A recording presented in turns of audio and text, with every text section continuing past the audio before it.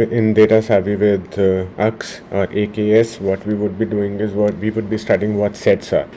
So sets are nothing like we studied in our mathematics in 10th class, the Venn diagrams, the set operations. Sets are the same in Python as well. So, two basic rules what sets come up with. Sets are defined just like a dictionary but without a key value pair. What I mean by saying that is sets are defined in curly brackets. So, these are the set operations. Let's say we define a set, our very first set. So, it's like a set of numbers. When I print a set, you would see that the order gets changed. The way I had entered a set, it doesn't come in the same order, so there is no ordering in sets. Another important thing is, so this is defining a set and there is no order in a set. Now another property of sets is it does not allow any duplicate values.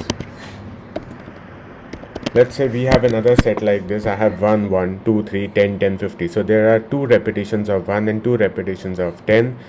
When I print this set, you would see the magic.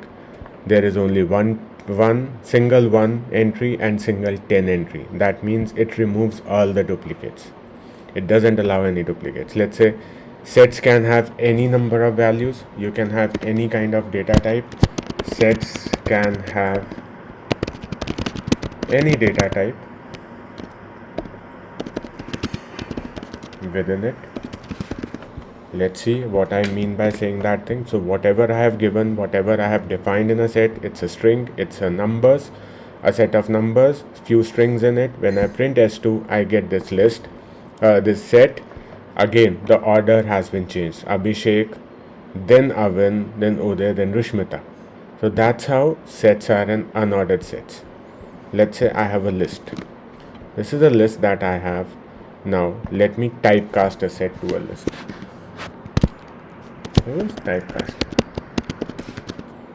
Let's say I'm typecasting a list to a set. How do we do that? We just define the keyword, the data type before the element that I need to convert it to. So I have to convert list LST into a set. So I pass list into parenthesis with the data type as set outside it. So when I do this, I get a set. I get a set. My list got converted into a set. That is how typecasting is done. Similarly, let's say I have a tuple. I want to typecast into a set. I just pass the tuple to the set, to the data type set, and I got a tuple, and I got a set out of a tuple.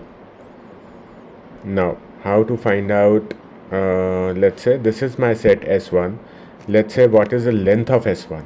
If I run this, length of S1, it will give me 5. It will count all the elements in the set. Finding the length of a set. Similarly, like we do for tuple and list, we have already covered that thing. The length is covered by len.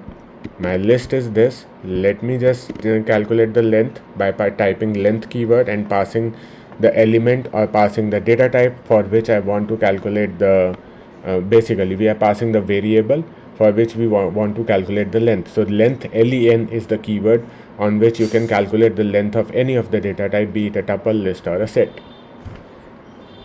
Now, as I said, there is no order in a set. So we can't have any indexing in a set because there is no set index for any value. So when let's say I have this set with me, my set S1, these are the elements. So 0th element, as per our knowledge of indexing in lists, tuples and strings, the 0th element should be 1. But what would happen when I do this thing? It says set object is not subscriptable. It does not have a set defined order. That's why you can't do indexing in a set. Let's try doing another thing. Let's say S1 0th. Sorry. Let me delete this thing. Let me add another row above it by pressing B. Sorry, below. Let me add another row above it by pressing A. Now, when S1 I do 0, sorry, not O, it's 0, it will again give me an error because we can't define it in parenthesis. Sets do not have the sets do not have any order, so that's why you can't do indexing. Someone would come and say, okay, Arvind, why don't you put in curly brackets? Again, it's an invalid syntax. So this is the correct syntax in square brackets when you are indexing something, but sets are not in a proper order, so you can't find an index to any value in a set. Let's take another set S which has all these elements in it. Let's say another set S6 which has all these elements in it. Now I'm adding a new value to a set. Add a new value to an existing set, like we do in lists, right? We update it, we add some value to a list. Similarly, we can add a new value to a set by using a keyword called add, by using a function called add. So set.add, in parentheses we pass the value that we want to add to a set and run it. So my existing set, which is 1, 2, 3, 50 and 20, has another element oven added to it. Now let me say I want to remove that thing. Removing an element from a set. So I just pass remove oven, or the element that I want to delete, to remove and run it. Let's say I want to remove 50 out of it. So s6 dot remove 50. So let me print my set again, s6. There won't be any 50 in it. So that's how various basic operations work on a set. Now we have some important operations which we study in SQL as well, which are joins. So joins have been derived from this thing only, the set theory. That's how we do it. So we have 4 different operations on a set. One is union, difference, semantic difference or symmetric difference. Then you have intersection. Now union, what does union mean? Union means adding everything, combining everything. Let's say I'll explain you again with another example. This is some predefined example. Let's say I have set a1 equal to 1 2 3 4 5. Let's say I have set a2 equal to let's say 100, 12, 3, 200, 500, 1 lakh, whatever. So union, print union of set a1 and a2. How do we do that? It is defined by a pipeline character b, or you can also define union by just typing union of set a1 and a2. Another way, this is given by a1 dot union parenthesis a2. Let's run this.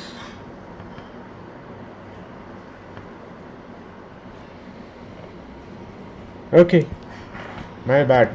A1 and A2. Sorry, A1, A2. I'm sorry. Yeah.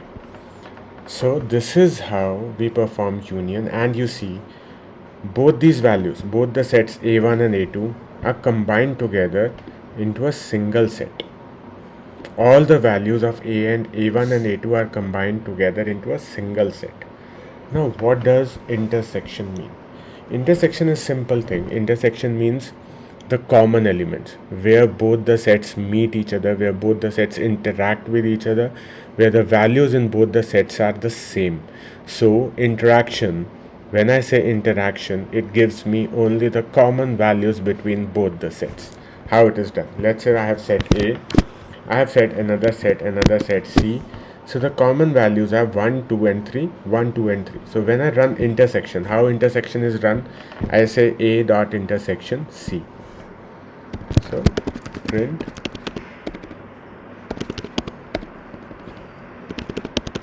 intersection of set A and C. When I run this, I'll get only the common elements between both the sets, which is 1, 2 and 3 in a set. So this is what I get. Intersection. Intersection is 1, 2 and 3, not interaction. It's intersection of A and C. So it means the common elements between set A and set C. I'm sorry if I said interaction. No, it's intersection, where both the sets meet, where the values between both the sets are the same. So that is intersection of two sets. So difference, this is important thing. So difference between the two sets is something, when I say I have set A and I have set C. So when I run this thing, when I say A minus C, so what happens is it gives me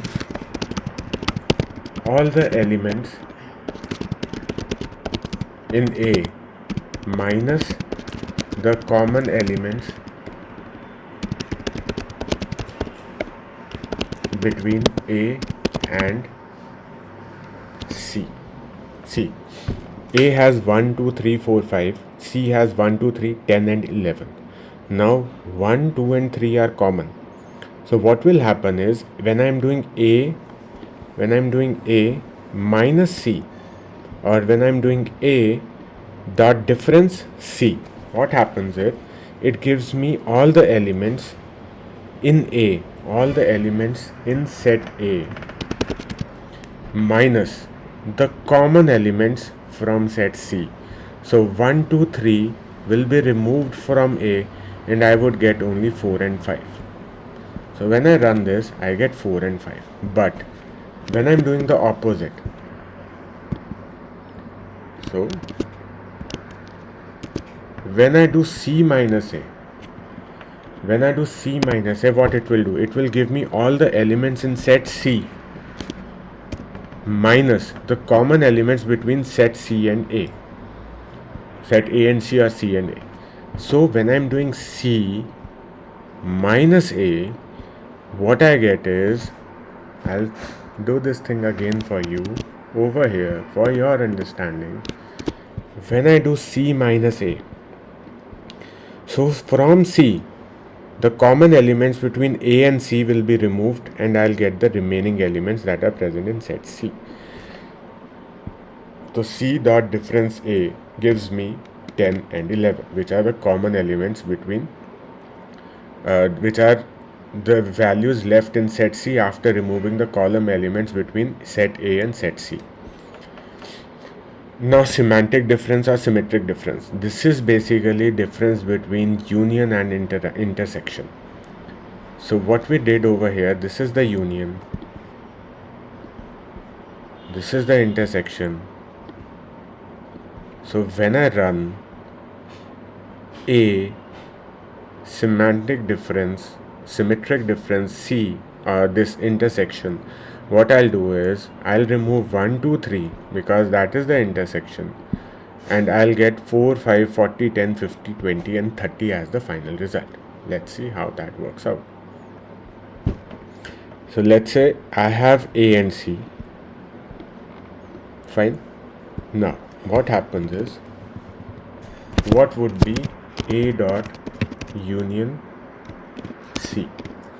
The answer for this thing would be 1, 2, 3, 4, 5, then 10, then 11. All the elements between both the sets. When I say A dot intersection C, the result that I would get is the common elements between A and C. What is that? It is 1, 2 and 3. But when I say A symmetric difference with C, it gives me this minus this. So the result would be this thing minus this thing, which would give me 4, 5, 10 and 11. 4, 5, 10 and 11. So let's perform union, intersection and symmetric difference. So symmetric difference is performed by a simple symbol which is a caret symbol and C. This is how we represent symmetric difference. Right. This is representation of symmetric difference.